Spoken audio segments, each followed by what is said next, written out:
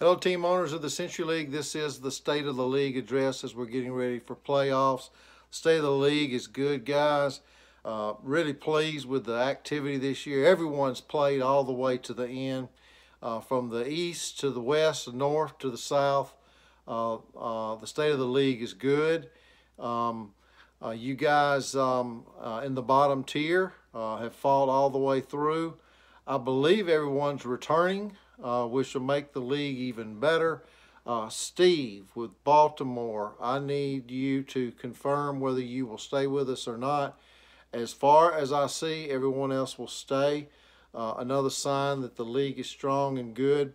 We've had 6 people do videos and or highlights. 6 of 16, that's 3/8 of the league. Looks like Johnny may step up and do it. That'll make 7. If we can get 8 guys, half the league participating, that's great. Some of you other guys would love for you to even do a 90-second introduction of yourself. You know how at the beginning of the NFL, when each team has the guys, their positions, and they come on there. Well, they do that for a reason, so that you can attach or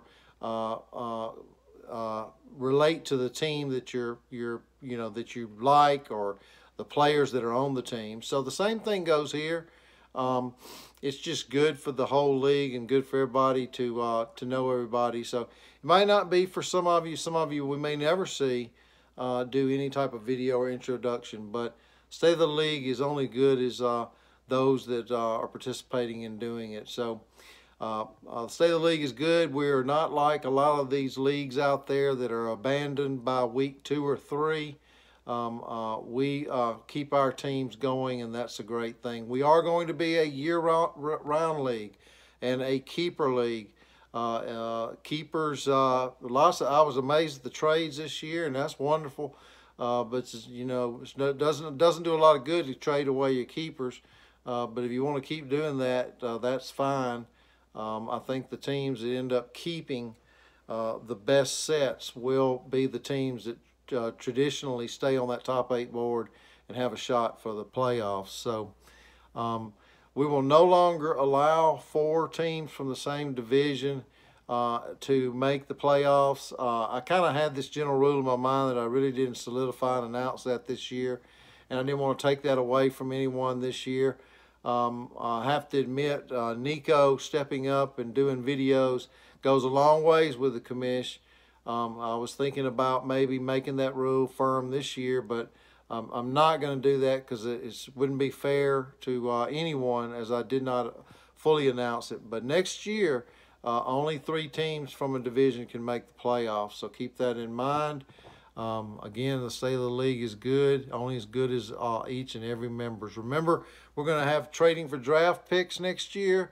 That will not happen in this season.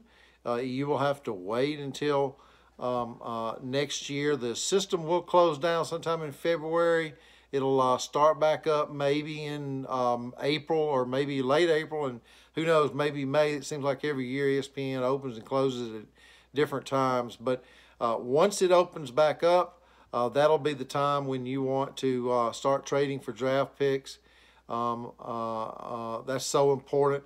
Some of you teams that are on the lower end that have fewer keepers may want to try to attain a keeper, because I'm telling you, when the draft opens up, the majority of teams are going to at least have 2 keepers. Many of the teams will have 3 keepers. So when your draft opens up, you want to open up with those top picks. You might have, out of the top 40 picks, you might have only 3 or 4 and a couple of rookies to pick from. So, you need to keep the players that are top 40, top 45, top 50 players, or players you think will finish the next season up in the top 50. There's no reason to drop them back in the pool. You can negotiate for a higher seeded player or one that you think will do better, but that's just the name Keeper League. You will want to pay attention to that and keep your keepers. Look, guys, I appreciate each and every one of you. This is the State of the League. State of the League is good. Remember, we're coming up here. Nico is doing the highlights for week 13 before we roll into the playoffs. And he will have that done here in the next couple of days, 36 hours. Come Thursday morning, we want previews up for the lower and upper tiers. Ember's going to be doing the lower tier, and the upper tier will be done by Connor Keating, our best record from the Kansas City Chiefs. They will be doing that, and it's going to be exciting. So we'll go from there. You bottom tier teams, listen up. If you lose in the first round, your season is over. Make sure you start dropping your ancillary players, kickers and defense, because they'll never be keepers. And get yourself an additional wide receiver, running back, tight end, a quarterback even, that you think may be negotiable in trading for draft picks starting next year. You have the advantage, having lost out, to pick some of these speculative players up where everybody else won't be able to do that. Please consider doing that.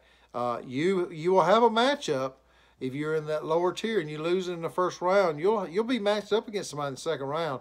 But I'm not looking at it. We're not recognizing it. It won't change your rankings going forward. It won't change your draft position. So if you lose in the second tier, you will want to start strategizing for the off-season and next year by trying to scoop up those good players. If you're in the top tier, you're playing all 3 rounds. Win or lose, you're playing all 3 rounds. If you lose the first 2 rounds, you're going to play in that 3rd round to try to hold on to your top 8 spot. So if anybody has any questions about any of this, please ask me. State of the League is wonderful. Glad to have you all here. If anyone is not returning, I need to know. Have a great first round of the playoffs, guys.